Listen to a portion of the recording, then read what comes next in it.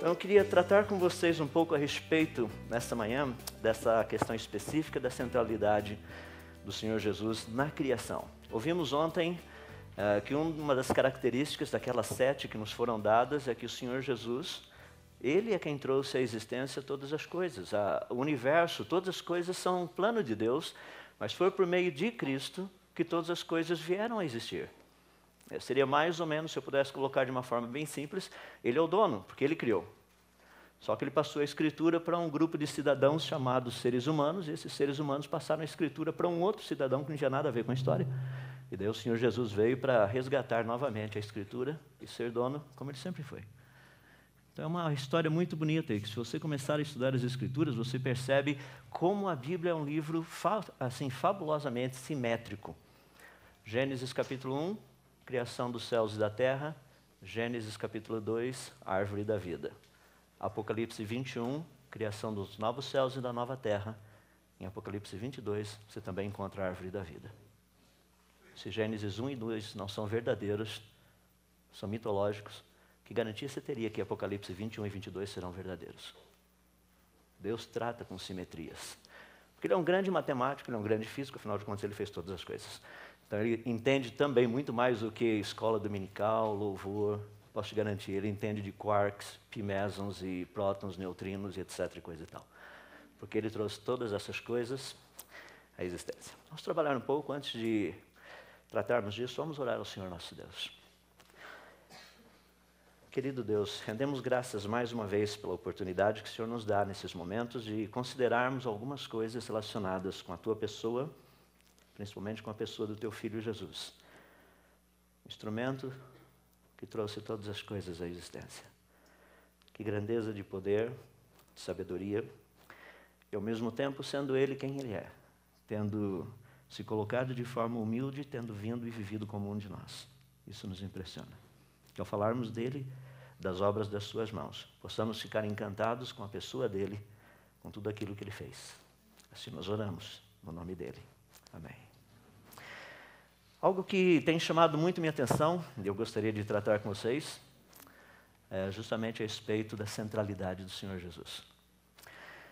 Eu gosto de frases, e para você ter uma noção, C.S. Lewis disse uma delas, e ele é um dos meus autores prediletos, já foi citado as Crônicas de Nárnia, não está nas Crônicas de Nárnia, essa aqui está num outro livro dele. Ele disse o seguinte: eu acredito no cristianismo como acredito no brilho do sol, não simplesmente porque eu o veja, mas porque, através dele, posso ver todas as coisas. A minha expectativa é que você, como o reverendo Weber pregou agora de pouco, você aprenda a ver as coisas com a perspectiva correta. Deixe-me começar, antes de tratarmos desse tema especificamente, colocar algumas coisas que são importantes. Por exemplo, nós tivemos alguns eventos astronômicos nessas últimas 3 semanas fascinantes. No dia 20 de maio, nós tivemos um eclipse anular, é algo muito raro, quando a Lua passa na frente do Sol, mas ela não preenche totalmente o círculo do Sol, devido à questão da distância. Então, forma um pequeno anel em volta. Eu, nessa terça-feira, estava lá no meu escritório, fiz questão de ficar lá até um pouquinho depois das 7, que eu estava conectado com o pessoal da NASA, porque nós tivemos o trânsito de Vênus. Dia 5 de junho, 6 de junho, algumas outras localidades aí, o planeta Vênus passou na frente do Sol. Eu tive a oportunidade de ver o que ocorreu em 2004, pessoalmente, eu e meu cachorro. Estávamos lá fora, os dois, observando isso atentamente, porque eu sabia que dali 8 anos teria novamente, que foi esse ano, 2012, e o próximo, infelizmente, quem não viu, lamento informá-lo, a menos que você durma informal todas as noites, o próximo será no ano de 2117, será no mês de dezembro. Então vai demorar um pouquinho. Foi fascinante poder ver essas coisas. Agora a pergunta é, como a ciência consegue prever tais eventos com tamanha precisão? Nós sabíamos exatamente a hora, o minuto e o segundo que o planeta Vênus iria tocar as 2 esferas, os 2 círculos, Vênus e o Sol, quando os 2 iriam encostar. Como é que nós sabemos isso com tamanha precisão? Nós vivemos hoje num mundo em que existe um falso ensinamento que contamina totalmente a mente e o coração das pessoas. Creio que você já deve ter ouvido frases como essa. Tudo é relativo. Absolutos não existem. Agora, é uma questão muito interessante, porque seria uma grande contradição alguém afirmar que absolutos não existem. Ou seja, se alguém disser, absolutos não existem, pergunte a essa pessoa, o senhor tem certeza? É algo fascinante, dá para perceber a loucura da coisa. Não faz sentido isso. Estou dizendo isso porque numa universidade, uns anos atrás, foi feita essa proposta e eu respondi com essa pergunta. Você podia ouvir literalmente uma pena caindo no chão. E deu pena da pessoa que perguntou. Porque é um absurdo. Não se vendam, não se deixem, não comprem essa ideia. Ela não é verdadeira. Nós temos uma história muito triste quando nós olhamos nas Escrituras, lá no livro de Juízes, capítulo 17, quando essa mesma ideologia foi utilizada pelo povo de Israel. Naquela época não havia rei em Israel. Cada um fazia o que lhe parecia certo. Não se deixem vender por esse tipo de ideologia. O que está sendo colocado aí é que, não, tudo é relativo, a ciência mostra isso. Pelo contrário, olha essa ideia do relativismo e a teoria da relatividade. Albert Einstein propôs duas coisas muito interessantes na teoria da relatividade. Uma delas é a contração do tempo, está a equação bonitinha aí, e a outra é a contração do espaço, e a outra dilatação do tempo. São duas equações muito bonitas, mas tudo isso é relativo em função de um negócio bem simples. A velocidade da luz. A velocidade da luz é o absoluto. Não existe relativo em função do relativo. Só existe relativo em função de absolutos. Então, quero que vocês entendam que essa ideia que o pessoal tem dito por aí, não, mas tudo é relativo, usa a própria teoria da relatividade dizendo, olha, o espaço e o tempo são relativos dentro da teoria da relatividade em função de um absoluto, que é a velocidade da luz. Se a velocidade da luz não for absoluta, não tem mais razão de relatividade. Só existem relativos em função de absolutos, ou seja, absolutos existem. Então, nós precisamos trabalhar com isso de uma forma bem reta, bem direta. Segundo ponto, essa ideia de verdade e informação. Isso é um problema muito sério. Porque muitas pessoas tentam colocar o cristianismo num canto e ali você fica quase que amarrado, você não consegue fazer muita coisa. Deixa eu tentar ilustrar isso de uma forma bem simples, quando nós tratamos da questão da verdade. Se eu lhe perguntasse qual a sua idade, você fala, mas minha idade é tantos anos. Eu perguntasse a você, por favor, me prova. Você fala, isso é simples. Você pega a sua certidão de nascimento, ou sua carteira de motorista, seja lá o que for, você fala, olha, está aqui a prova. Eu teria que sentar e dar risada, porque falar, rapaz, o cara acredita em pedaço de papel. Sua certidão de nascimento nada mais é do que um pedaço de papel. Sua carteira de motorista nada mais é do que um pedaço de papel. Deixa eu fazer uma pergunta, qual a tua idade? Me prova. Tudo que você pode falar, eu acredito nesse pedaço de papel. Isso é o que você acredita, só. Se você chega e fala, não, pera, tem mais. Eu tenho meu pai e minha mãe. Interessante, agora você acredita em testemunhas também. Então você acredita em pedaço de papel, de testemunha, olha que coisa absurda. Por um acaso a Bíblia também não é papel que testemunhas falaram a respeito? As pessoas não creem nas Escrituras porque elas não querem crer. Essa é a única razão. Foi escrito, está lá. Quando nós tratamos dessa questão, portanto, de verdade e informação, é necessário entendermos como que o mecanismo funciona. Nós cremos em muitas coisas. Por exemplo, obviamente, o tempo está encoberto ali fora, mas se eu lhe perguntar, o sol está brilhando agora? Por exemplo, lá em São Paulo, está pertinho daqui, né? Obviamente não está um dia ensolarado lá em São Paulo, como vocês estão vendo aí na foto, mas se eu lhe perguntar, o sol está brilhando agora? Resposta científica, não sabemos. Fala, mas como não sabemos? Está claro. Não, é que a luz que está chegando aqui saiu do sol há 8 minutos e 19 segundos atrás. O que eu sei é que o sol estava brilhando há 8 minutos e 20 segundos atrás, a mais ou menos. Agora eu não sei. Vai que ele explodiu. Daqui a pouco a gente vai ficar sabendo. Ou seja, eu não sei se o sol está brilhando agora. Nós muitas vezes tomamos aquilo que nós não temos certeza como sendo verdade. A ciência nos ajuda a fazer essa diferença. Para você ter uma noção, quando nós estudamos supernovas que estão soltas por aí, é o remanescente de estrelas que explodiram. Essa, por exemplo, explodiu no dia 1º de maio do ano 1006.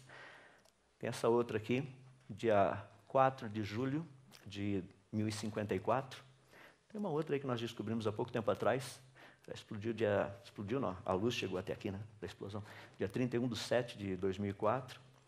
Tem uma outra que nós vimos no final do ano passado também, na parte do mês de agosto. Em outras palavras, nós temos estudado coisas assim, muito interessantes, e só para você ter uma noção do que significa exemplos como esse.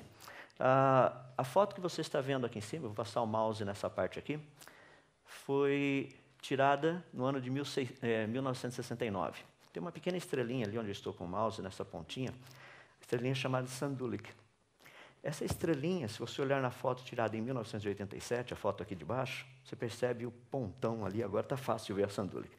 É que a Sandulic explodiu. Ela literalmente transformou-se numa supernova.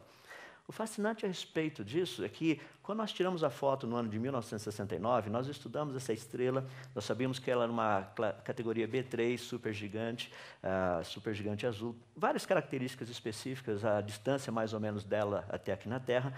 Então, nós estudamos essa estrela toda lá em 1969 e aprendemos muito a respeito dela, só tem um problema. É que em 1969 a estrela já tinha explodido. Nós estávamos estudando uma estrela que não existia mais. Estudamos, pensamos, que maravilha, Sandulic, olha lá, Sandulic. Deus falando, ela não existe. E a gente falou, mas Senhor Deus, a Sandulic. Deus falou, já explodiu. E a gente ali assim, sabe, isso é fascinante porque você começa a ter uma noção toda de um mecanismo muito interessante. Deixa eu tentar ilustrar isso de uma forma bem simples para você. Se nós fizéssemos a seguinte pergunta, será que o universo ainda existe? Porque nós olhamos todas essas galáxias, esse tipo de coisa aí, mas espera aí. Nós não sabemos como essas coisas estão agora. Nós sabemos quando a luz saiu de lá.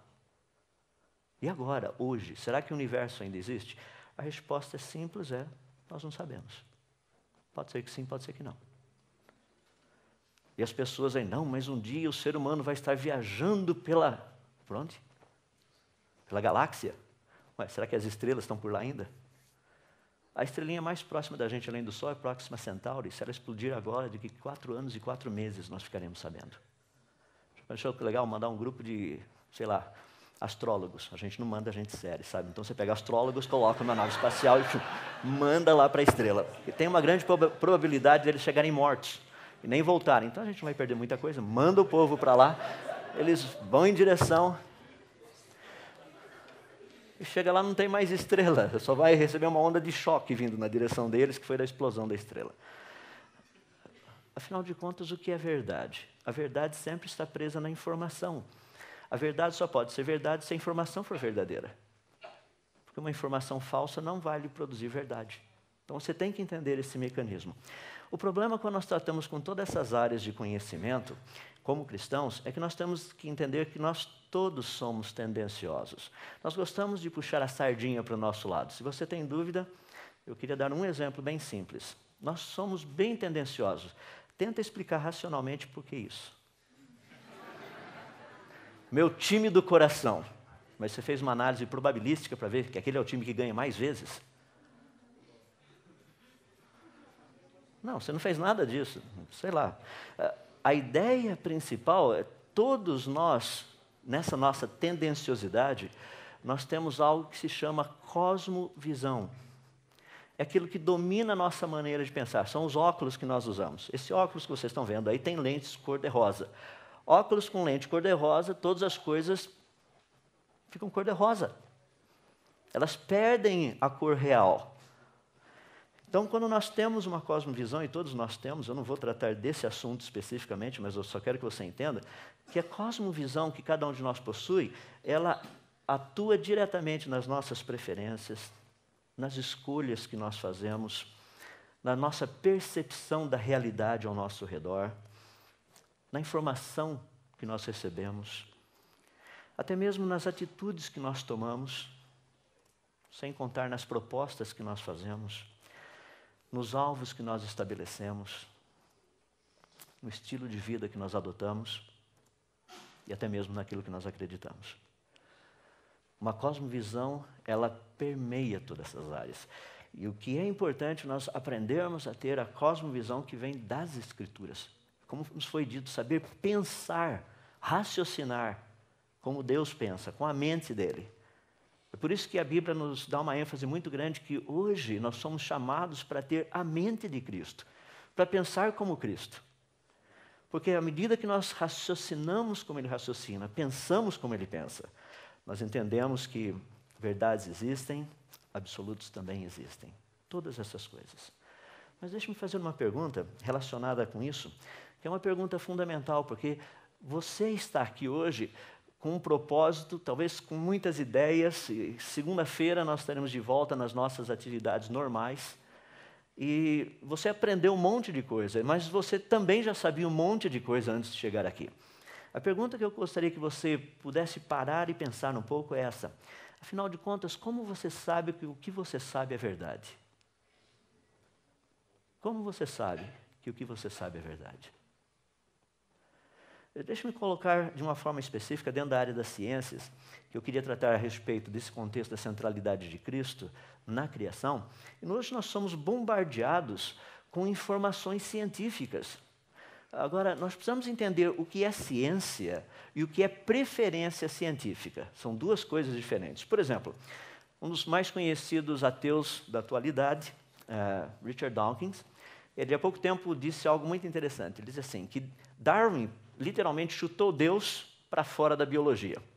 Mas a física continua um pouquinho mais duvidosa. É que os físicos pensam mais. Ele diz o seguinte, não estou falando sério, não estou brincando não.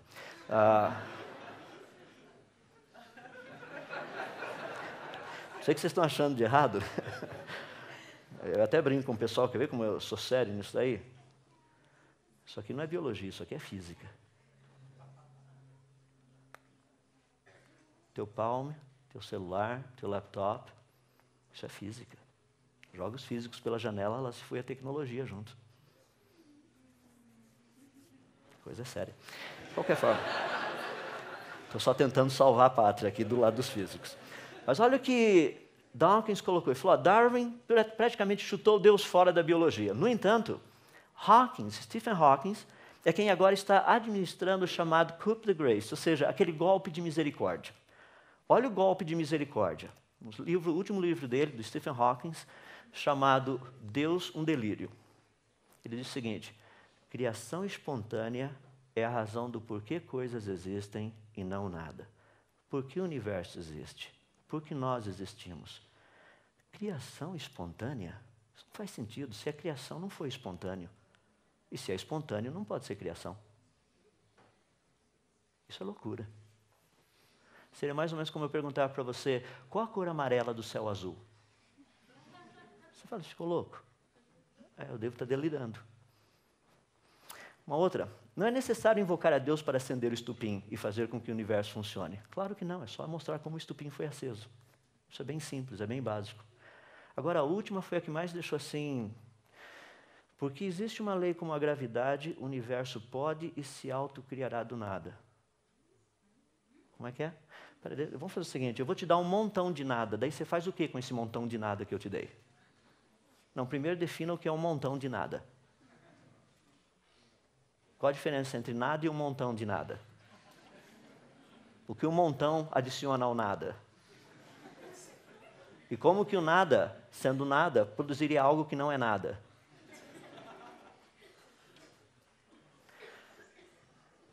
A única coisa que eu posso dizer é que realmente esse pessoal só está trazendo enfado e canseira para a gente.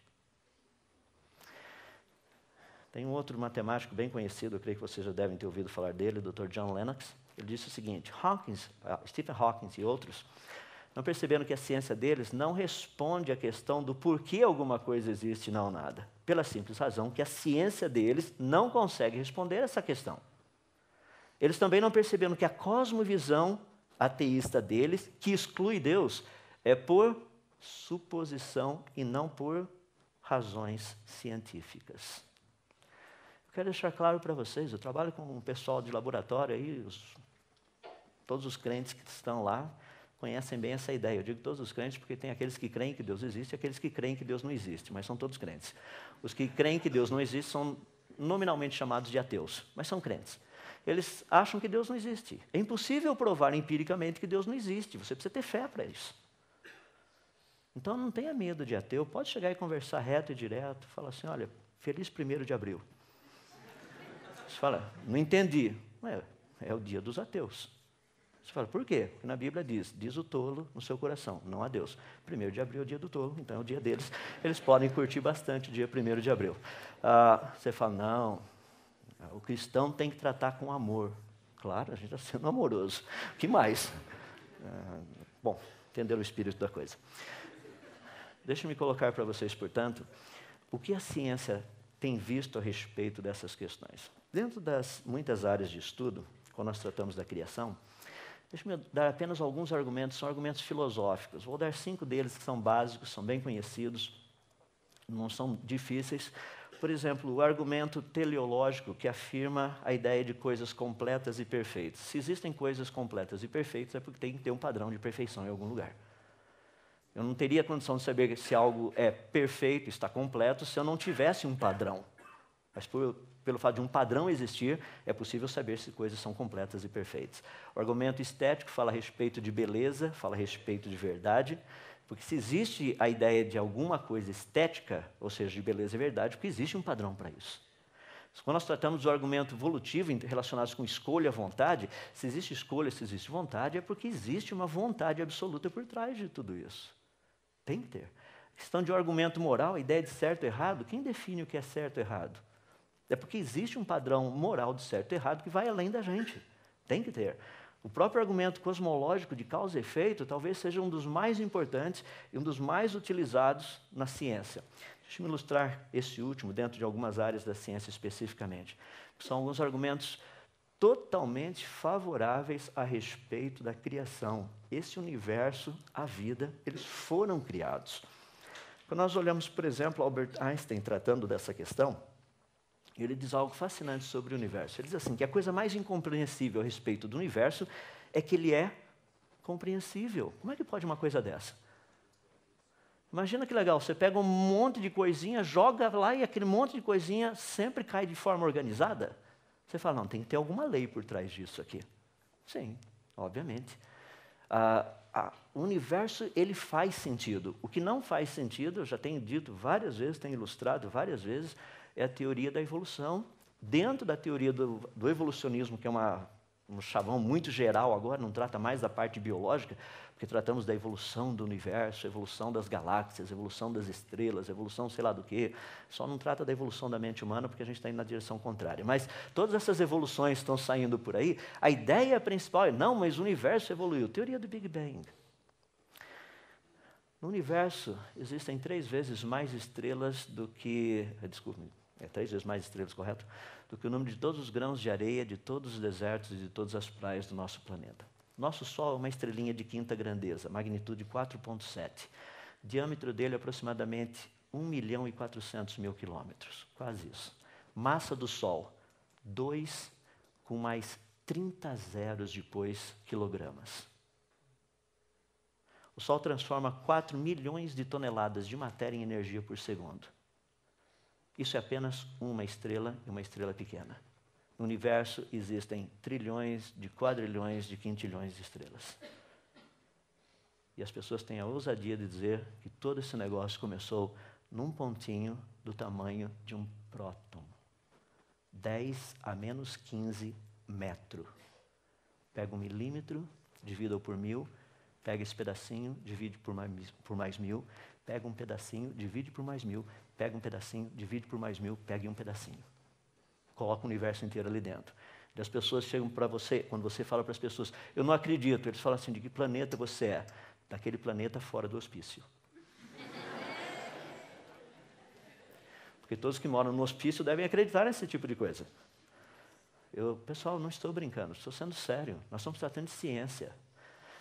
Tanto é que no livro do Hawkins, eu tenho dito várias vezes, é o exemplo que eu mais cito, tenho citado, assim, vez após vez, em todos os lugares, para que as pessoas entendam. Olha essa frase aqui embaixo, leis físicas estranhas e desconhecidas.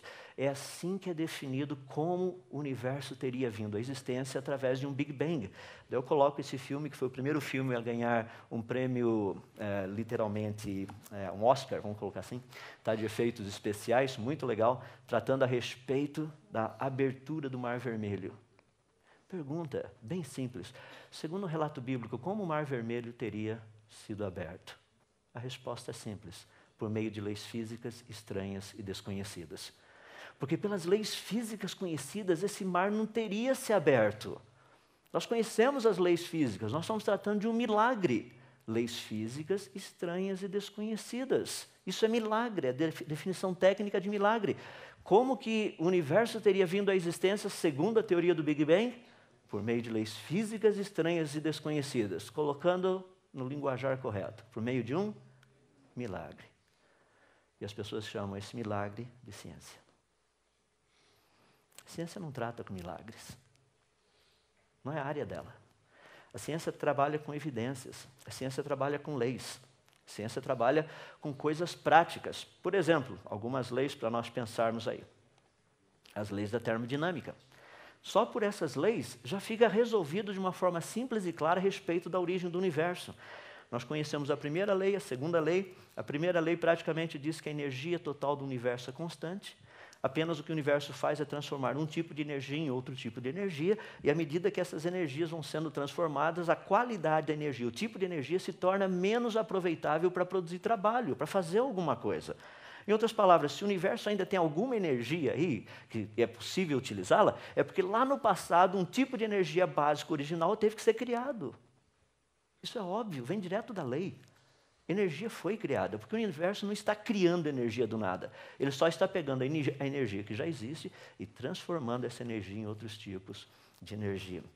Segundo a lei da termodinâmica, quando diz que a tendência de todos os sistemas deixados por conta própria é ir do organizado para o desorganizado, fica mais evidente ainda. Se o universo tem alguma organização, e o universo é um sistema fechado, se ele tem alguma organização é porque no passado ele foi mais organizado, ou seja, ele teria sido mais organizado ou menos organizado.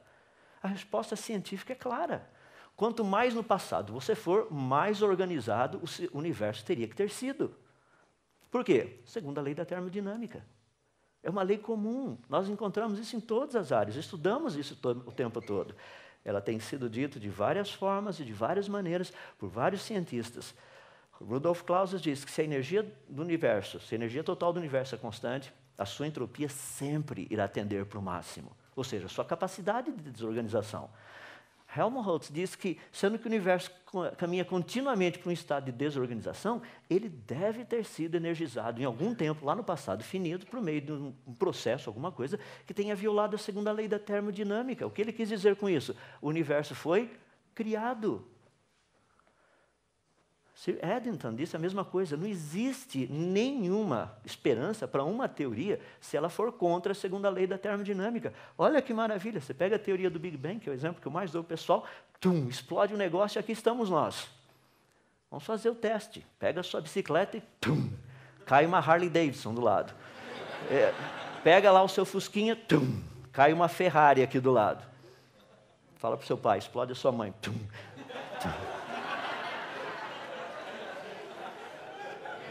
Não funciona, tá? Não precisa falar para o seu pai. O mecanismo é simples, não é difícil de ser entendido. Segundo as leis científicas, a tendência de todas as coisas, qualquer sistema, é ir do organizado para o desorganizado. É organizado para desorganizado, organizado para desorganizado. Daí me vem a teoria do Big Bang que diz que não, é do desorganizado para o organizado. Fala, rapaz, de onde vocês tiraram essa ideia? Não, isso aí é teoria científica. Mas não é da ciência isso. Ciência trabalha com leis, ciência trabalha com processos naturais. Daí aparecem os criacionistas dizendo que o universo foi criado completo, complexo, perfeitamente funcional. Os caras falam, viajaram na maionese. Tudo religioso esses caras. Essa é a evidência científica. Não se deixem levar. O universo foi criado. Nós sabemos disso. É evidência científica. Nós estamos tratando com processos naturais e leis da natureza. Quando nós tratamos da vida, tudo que nós conhecemos de vida está relacionado com informação codificada, altamente codificada. Dentro de você tem um fiozinho que, lá dentro da sua célula, tem pedacinhos de fiozinhos que, se a gente juntar todo esse montão, dá mais ou menos 2 metros e pouco de altura, menos de, aproximadamente 2 nanômetros de diâmetro. Ali dentro está guardada toda a tua informação, como fazer você. É um absurdo. O software que está ali dentro, nós estamos tentando começar a entender um pouquinho disso. Temos aprendido a respeito dessa maravilha toda que somos nós, os seres humanos, é a criação toda ao nosso redor, as formas de vida biológica, estudando um pouquinho a respeito das células, dos genes, essa quantidade absurda de codificação, os genomas, o genoma humano principalmente, tem sido fonte de pesquisa, trabalhando um pouquinho das certas similaridades genéticas que tem. Certas coisas são muito parecidas uns com os outros. Por exemplo, eu tenho citado isso, citei o ano passado, a questão de sabermos que do DNA mitocondrial é possível claramente ver que todos os seres humanos vieram de uma única e mesma mulher. Nós não somos frutos de alguma coisa por aí, nós viemos de uma única e mesma mulher. Quando nós tratamos assim do polimorfismo do DNA, nós percebemos algumas características que são únicas. Nós sabemos quem foi teu pai e tua mãe, só fazer um testezinho de DNA. Nós sabemos dessas variações. E eu acho que é interessante, sabe? Eu não sei quanta dificuldade tem no negócio, porque você pega, por exemplo, o genoma humano, o cariótipo humano. Você tem 23 pares de cromossomos. Tem apenas masculino e feminino. X feminino, XY masculino. É difícil entender isso. Me explica os do meio. Cientificamente. Ah, não, mas é uma questão genética. Não, desculpa, mas a questão da sexualidade é definida em cromossomos. Você não entendeu nada ainda. Estuda ciência. Existe XX e XY. YY não existe. Só tem essas duas possibilidades. É difícil? Não, não é. Quando nós tratamos a respeito dessa origem, portanto, pensa só, no cromossomo masculino, 3 bilhões, 77 milhões de letrinhas genéticas perfeitamente organizadas. No caso das mulheres é um pouquinho mais, aquele famoso sexto sentido, que elas sabem exatamente o que nós homens estamos pensando, a palavra ainda não nos chegou à boca, elas já conhecem toda. Terrível isso. Mas é normal, eu acho que está relacionado com esses outros quase 100 milhões de bases aí a mais, eu não sei. Deixa-me fazer uma pergunta bem simples, como um matemático também, que Deus tem me dado a oportunidade de ser. Vamos fazer um joguinho. Você sabe que crente não aposta, mas agora a gente vai apostar. Eu gostaria de fazer um pequeno joguinho contigo. Nós vamos pegar 6 dadinhos, tá? Eu vou fazer o seguinte, nós vamos jogar esses 6 dadinhos para cima. Todas as vezes que os 6 dadinhos caírem empilhados, com o número 6 virado para o mesmo lado, eu te dou o meu carro. Toda vez que isso não acontecer, você me dá 10 centavos. Vamos brincar? Rapaz, você vai voltar para sua casa com o mínimo necessário e com uma dívida violenta antes de você ter ganho o meu carro. Eu não iria fazer uma aposta se eu não soubesse que eu teria certeza de ganhar. Tá? A probabilidade de eu perder é tão pequena, mas tão pequena que vale até a pena apostar. É por isso que eu falo assim, é só você saber um pouquinho, você sabe aonde você investe sua vida. Quando você conhece o cristianismo, rapaz, é uma covardia não apostar que ele está certo. É espetacular a coisa. A ênfase, a estrutura e tudo mais. Já imaginou 6 dadinhos? Qual a probabilidade de eu jogar 3 bilhões, 176 milhões e 400 mil dadinhos e eles caírem todos perfeitamente organizados com as letrinhas certas para o lado certo?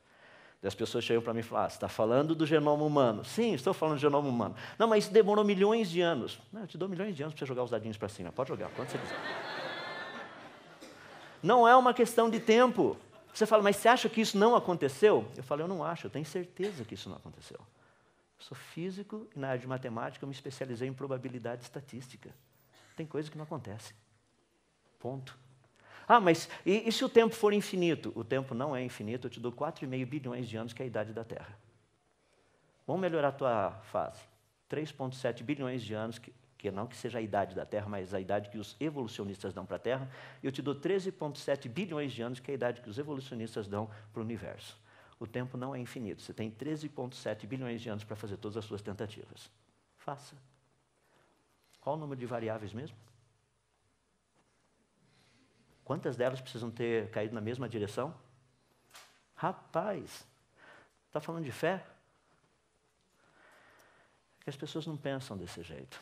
Quando nós estudamos ciência, quando nós olhamos para todo esse lado, Nós sabemos de uma forma bem simples que matéria inorgânica produz organismos vivos através de informação codificada. Quero deixar bem claro, vida somente existe através de informação genética codificada, a qual não surge espontaneamente. Vocês conseguiram entender? Não existe uma lei da natureza, um processo natural que produza informação codificada. Sem informação codificada, vida não existe. Quer saber qual a origem da vida? Descubra qual a origem da informação codificada. Origem da informação codificada não é nem processos naturais, nem leis da natureza. Resposta científica: a vida foi criada. Não é difícil isso. Não é difícil, mas as pessoas têm dificuldade em entender essa questão toda, embora a ciência trate disso o tempo todo. Informação genética codificada ou informação codificada não é resultante de processos naturais e leis da natureza. Nós sabemos disso. Vida foi criada. Eu quero que vocês não tenham dúvida. A evidência científica aponta que tanto o universo quanto a vida foram criados. Eu posso dizer para vocês que existem muitos cientistas que estão plenamente, perfeitamente convencidos dessa verdade. Quando nós olhamos a questão básica a respeito do universo, nós vemos todas essas coisas criadas, nós sabemos que elas não são fruto do acaso. A evidência é contra essa ideia de ser fruto do acaso. Não é, não foi. Essas coisas todas, essas megas estruturas, essas coisas perfeitamente funcionais, elas foram criadas. Tanto é que um dos físicos muito conhecidos do século passado, principalmente na área específica de física de partículas, Dr. Compton, que pesquisou, descobriu, inclusive ganhou um prêmio Nobel pelo chamado efeito Compton, ele disse o seguinte: para mim, fé começa com a compreensão de que uma inteligência suprema trouxe o universo à existência e criou o homem. Da onde vem esse tipo de fé? Como nós ouvimos, é raciocínio, é pensamento. Ele diz o seguinte: não é difícil para mim ter esta fé. Por quê? Pois um universo organizado e inteligente testifica a favor da maior afirmação jamais pronunciada. No princípio, Deus. Meus irmãos, minhas irmãs, quem disse isso foi um prêmio Nobel em física. Não foi um Zequinha. Zequinha é estagiário. Não, é um prêmio Nobel. É alguém que sabe do que está falando, um homem reconhecido. O universo foi criado. Quando nós olhamos para a vida, rapaz, 15 semanas, você vai me dizer que isso aí não é ser humano? Eu não sei como as pessoas pensam em termos de aborto, acho que, não sei, as pessoas não têm noção do que eles estão fazendo. Vida, o que os cientistas têm dito por aí? O professor Dr. Marcus Eberlin, da Unicamp, 470 publicações científicas, mais de 6.000 citações dos seus trabalhos. Fomos planejados. Essa é a maior descoberta científica de todos os tempos. Fomos planejados, nós não somos frutos do acaso. Esqueça esse negócio de evolução. Agora, como cristãos, nós precisamos aprender a gerenciar tudo isso.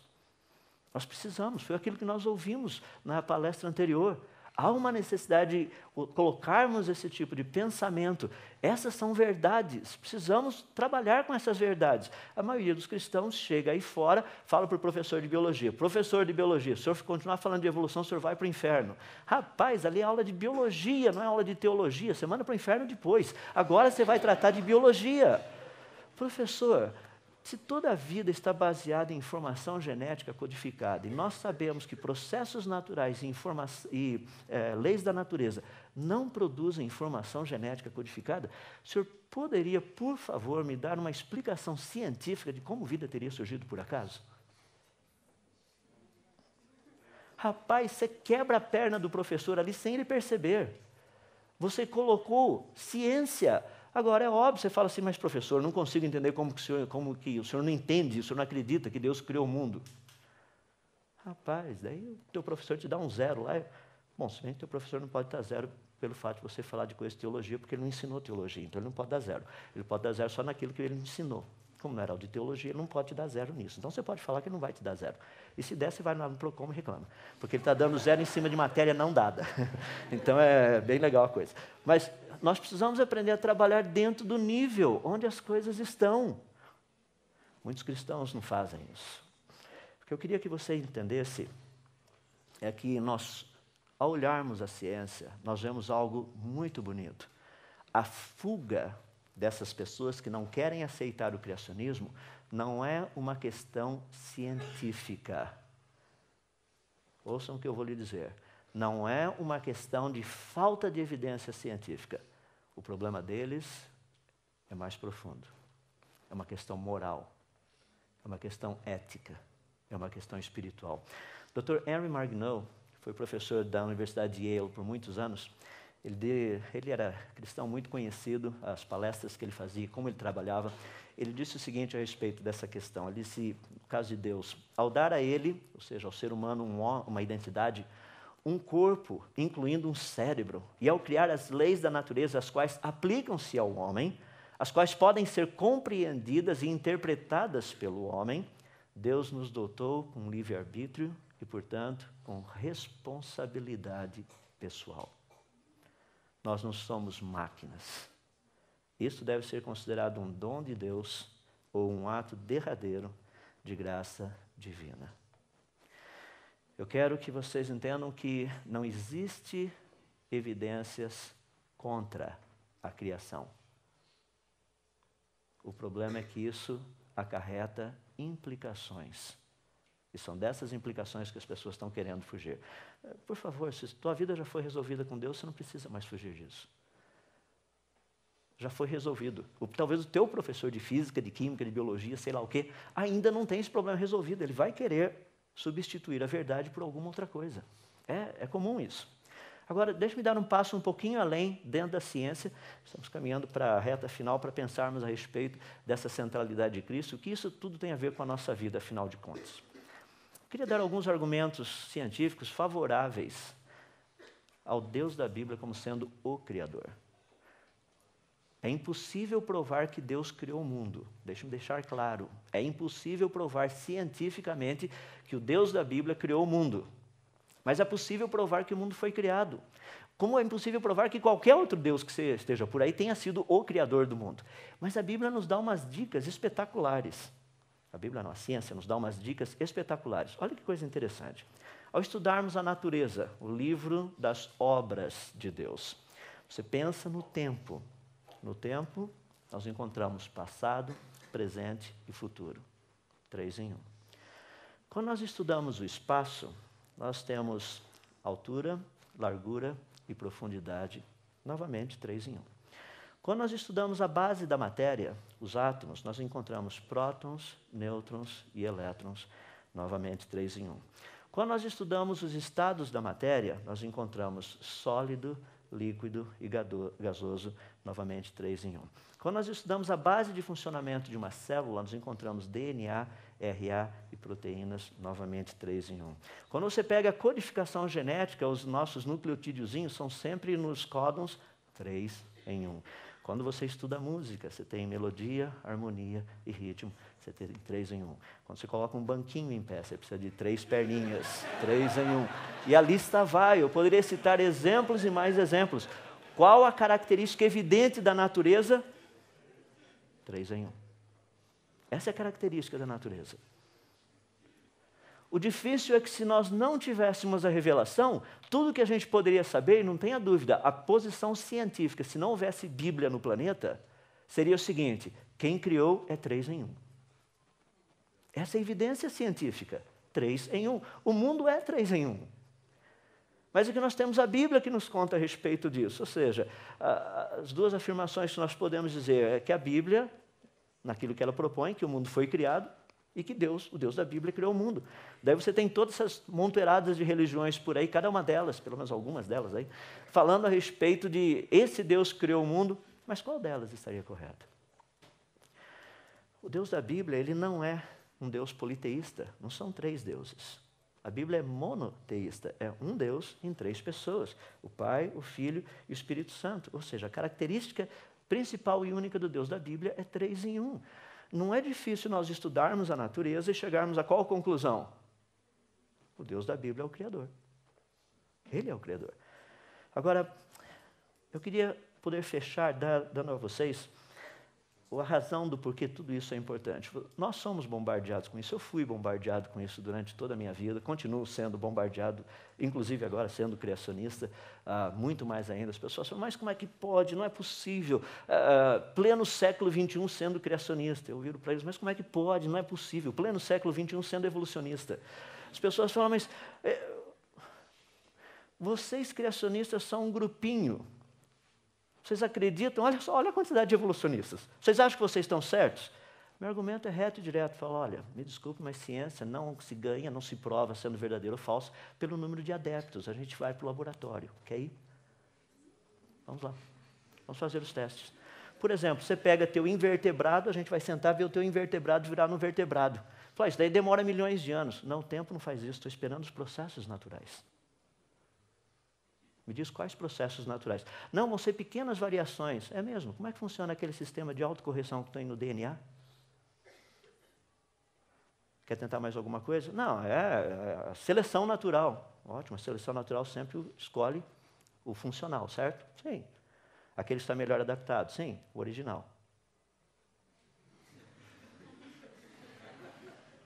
Quer tentar mais alguma coisa? Mas como é que você não aceita a evolução? Estou esperando uma evidência. Olha ao seu redor. Estou olhando, cadê? Eu não estou vendo nada de uma coisa virando em outra coisa, a não ser pequenas variações que já estavam previamente codificadas no material genético. Isso não é evolução. Não, mas você não consegue ver. Realmente, eu não consigo ver o que não existe, eu não consigo. Eu só consigo ver o que existe. Me dê as evidências, nós trabalhamos em cima. Então, nós precisamos entender que essa luta que nós passamos de ideias, nós precisamos colocar na nossa mente para funcionar. Porque quando nós entramos nas Escrituras, a Bíblia fala muito clara a respeito da autoria da criação. Primeiramente, se você estudar lá em Isaías, a ênfase que Deus dava no Velho Testamento, uma ênfase muito forte, ele dizia o seguinte, olha, eu sou o Criador, fui eu que fiz os céus e fiz a terra. Não são esses outros deuses aí, o Deus Tempo, por exemplo, dá bilhões de anos e tudo acontece, isso não existe. Porque o próprio tempo foi criado. Deus que é eterno, Ele criou algo para mostrar a eternidade dEle. Esse negócio que Ele criou se chama tempo. O tempo foi criado. Deus é eterno. Como você traduz eterno dentro de um outro contexto? Você cria o tempo. Daí tem pessoas que ficam perguntando, quando que Deus criou? Quando que Deus surgiu? Deus é eterno, é o tempo que foi criado. O tempo é algo que Deus criou para que nós pudéssemos ter uma percepção, uma noção do que significa ser eterno. Ah, mas o eterno é um tempo sem limite. Você está colocando um linguajar nosso, mas isso daí define um negocinho pequenininho de um negócio que é grandão. Não, mas é assim que funciona. Deus é luz, é por isso que Ele criou radiação eletromagnética. Ah, Deus é a radiação eletromagnética? Não, Ele criou um negócio para a gente entender o que Ele é. Deus não é radiação eletromagnética. Tem gente que chega e vai achar lá no céu, vai pegar um aparelhinho lá, nossa, olha só a radiância de Deus aqui. Não é assim que funciona, Ele é luz. O que foi criado, isso a gente mede. Ele nós não conseguimos medir.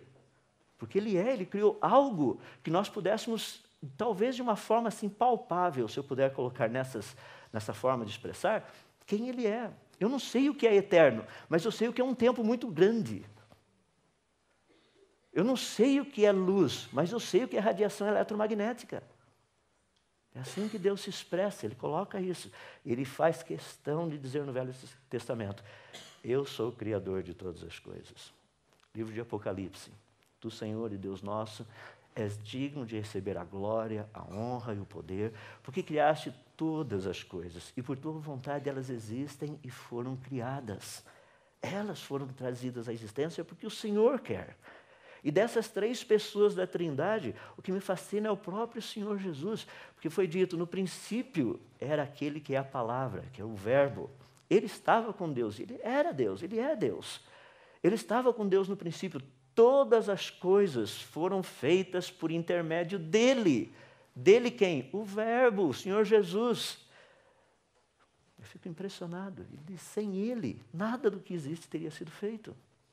Ele é o Criador de todas as coisas. Eu fico imaginando, rapaz, o que foi dito ontem à noite, era para ter todo lugar por aí, aqueles outdoors gigantescos, falando a respeito de Jesus, Jesus, Jesus, Jesus, mas as igrejas acham que não vale a pena investir nisso. Eles acham que isso é propaganda enganosa. Dizer que Jesus é o dono de todas as coisas é propaganda enganosa. Tá bom, então vamos dizer que nós somos frutos da evolução. Que legal. Meu avô foi uma ameba. Olha que passado brilhante. Será que meus tataranetos serão? Se você quer seguir o raciocínio é simples. Tá? Jardim do Éden, a serpente disse para Eva o quê? Se vocês comerem desse fruto, vocês serão iguais a... Eles já eram. Deus os havia criado a sua imagem e semelhança, não dá para ser melhor do que isso. Aí teoria da evolução, não, você era aquela, sei lá, uma ameba da vida, foi evoluindo, evoluindo, evoluindo, você vai continuar evoluindo, nós não chegamos lá, nós vamos evoluir, evoluir até chegar a sermos o quê? Fascinante. A mesma mentira lá do Jardim do Éden, agora com capinha científica. A ideia é a mesma, não mudou. Não comprem essa ideia, porque Jesus é o Criador, Ele trouxe à existência todas as coisas. Nós vemos isso em João, nós vemos isso também em Colossenses, nos é dito que Ele é a imagem do Deus invisível, o primogênito de toda a criação, pois nele foram criadas todas as coisas no céu, na terra, visíveis e invisíveis, sejam tronos, sejam soberanias, poderes e autoridades, todas as coisas foram criadas por Ele e para Ele. Ele é antes de todas as coisas. Nele tudo subsiste. Meus irmãos, eu não sei porque as pessoas têm tanta dificuldade de chegar, falar a respeito do Senhor Jesus. Tem um amigo, não vou citar o nome, ele é bem conhecido, já falou em algumas conferências da Fiel, tanto aqui quanto fora também. Vamos falar o nome dele, vocês conhecem, Josafá Vasconcelos. Josafá, na época de universidade, ele tinha uma camiseta muito interessante, que as pessoas começavam a ridicularizar bastante, né? Principalmente em termos de cristianismo. Fala assim, chegar lá na universidade, o pessoal, ó o bobo de Jesus ali, ó. Porque o cara falava de Jesus o tempo todo. Então ele fez uma camiseta decente, muito bonita, e dizia o seguinte: eu sou bobo de Jesus, e você é bobo de quem? De quem que você gostaria de ser bobo? Meus irmãos, aquele que fez todas as coisas nos convida a pensarmos com Ele, a raciocinarmos com Ele. Essa foi a razão. Nós vimos ontem à noite. Terceiro ponto, quando fala a respeito dele, do Senhor Jesus, foi por meio dele que fez o universo. Agora, deixa-me falar e concluir falando sobre as implicações desse ensino. Porque isso é algo muito importante. Conhecermos que o Senhor Jesus é o Criador de todas as coisas. A Bíblia nos diz lá em Efésios capítulo 1 o seguinte, que Ele, Deus, pôs todas as coisas debaixo dos pés do Senhor Jesus, e para ser o cabeça sobre todas as coisas, Ele o deu à igreja, a qual o seu corpo, a plenitude daquele que a tudo enche em todas as coisas.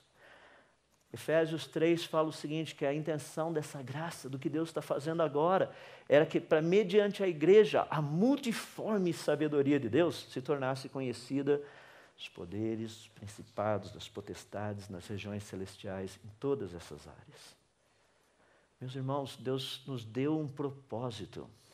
Há uns anos atrás eu estava lendo um livro muito interessante, já faz mais de 20 anos. O título do livro é O Grande Desastre Evangélico, escrito pelo Dr. Francis Schaeffer. Dá uma olhadinha na igrejinha, na capa desse livro.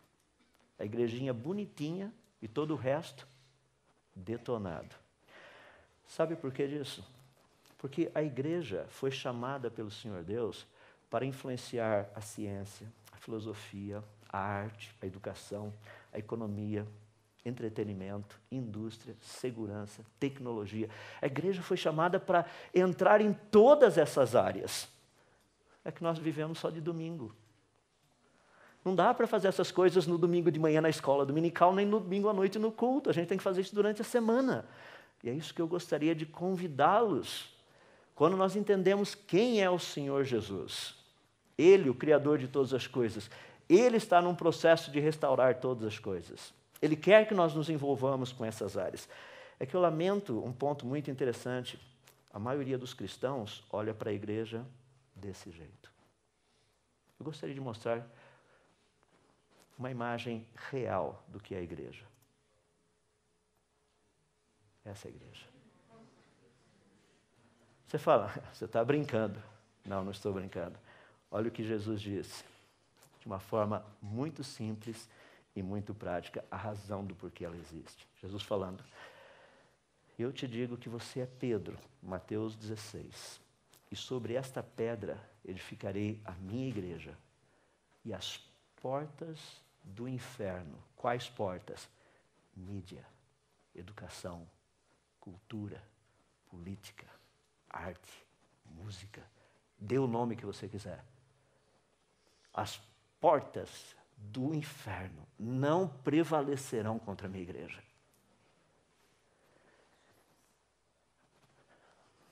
Nós somos em mais ou menos 400 aqui. Eu fiquei assim, fazendo umas continhas há pouco tempo atrás, só pensando um pouquinho. Há um pouco mais de 10 anos atrás, um rapaz chamado Márcio, cujo apelido era Mineiro, Márcio Mineiro, teve uma ideia brilhante e ousada. A Fiel tinha conferência Fiel para pastores e líderes. Vamos fazer uma conferência Fiel para jovens. E nós estamos aqui hoje porque, há mais de uma década atrás, um jovem teve essa brilhante ideia. Eu fico impressionado porque ele foi corajoso, mas Jesus foi ousado. Porque Jesus transformou essa ideia toda nisso. Agora, faz uma continha bem simples. E não é muito difícil. Nós somos 400. Se cada um de nós passar o que estamos aprendendo aqui para mais um, no final desse mês nós seremos 800. Se esses 800 fizerem isso, no final do mês que vem nós seremos 1.600. Para fazer uma longa história curta, 2 elevado a 12, que seria lá em maio do ano que vem, seria 4.096 vezes 400, daria mais ou menos 1.600.000. Dá para imaginar o que não aconteceria nesse país se só 400... Eu fico pensando, senhor, 400 é muita gente. Por isso que Gideão pegou só 300. Ele trabalhou com os 300 e Jesus trabalhou com 12. E aqui estamos nós. E o que eu gostaria de concluir dizendo para vocês é o seguinte. Aquele que criou todas essas coisas, que trouxe todos esses negócios à existência, tudo isso, pela palavra do seu poder, é o mesmo que disse, eis que estou contigo todos os dias. Você consegue imaginar o que foi dito ontem, quando o pregador estava falando? Imagina você vendo Jesus lá, mexendo os lábios e as coisas acontecendo. Imagina o dia que não tinha ninguém vendo e os lábios dele... Olha o que estava acontecendo. A mesma palavra, o mesmo poder, o mesmo Cristo. Meu desejo é que nós não venhamos crer na mentira como muitos têm crido. Nós não somos frutos do acaso, fomos planejados, fomos chamados à existência para falar muito bem das qualidades e das características daquele que nos trouxe das trevas para a sua maravilhosa luz. Espero o ano que vem termos 1.600.000 por aqui. Vamos orar. Querido Deus, nós somos gratos a Ti, porque a Tua palavra é cheia de encorajamento. Não porque ela promete coisas que são difíceis, mas porque ela promete coisas que são possíveis. Não porque essas coisas sejam possíveis por causa delas mesmas, mas porque o Senhor, que é o Deus que pode todas as coisas, disse que as faria possíveis. Cada uma delas. E nós te damos graças por isso. O fato dessa conferência existir é uma manifestação de que o Senhor é poderoso para fazer essas coisas. Eu fico imaginando que, se de uma pessoa o Senhor pôde fazer isso, o que o Senhor não seria capaz de fazer de 400. Portanto, ó Deus, eu peço para que todas essas coisas que estão sendo aprendidas e vistas aqui, possam ser elas assimiladas, incorporadas à vida, e que saiamos daqui entendendo e compreendendo a importância da centralidade daquele que trouxe todas essas coisas, todo o universo à existência. Também foi o mesmo que veio e se deu por nós, do qual nós não somos dignos, nem ao menos de mencionar o nome, mas pelo fato dele, que é o Filho amado, ter nos amado, hoje nós também somos amados por Ti. Pelo fato de ser Ele, o Rei, hoje nós podemos ter todas as coisas, porque Ele nos ama. E é por isso que nós queremos agora render graças e também exaltar o nome do Teu Filho Jesus, o qual, sem dúvida, é digno de toda honra, de toda glória, de todo louvor. E somos gratos a Ti, ó Pai, que foi dado a Ele o nome que está acima de todo nome, diante de quem um dia todo joelho se dobrará. Tem sido um prazer servi-lo e queremos continuar assim. Em nome dele oramos. Amém.